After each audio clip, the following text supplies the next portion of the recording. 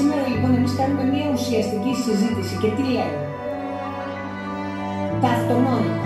Κανένας δεν αξίζει να ζει με βία. Όταν λοιπόν εσύ, Νικόλα, έχεις παραδείγματος χάρη στο σπίτι σου έναν πατέρα ο οποίος συμπεριφέρεται άσχημα στη μητέρα σου, την υποτιμάει, της μιλάει άσχημα, οι εικόνες που βλέπεις είναι αυτές που κατά πάσα πιθανότητα θα χρησιμοποιήσεις και εσύ στη σύντροφό σου, στη φίλη σου, στη συμμαθήτριά σου.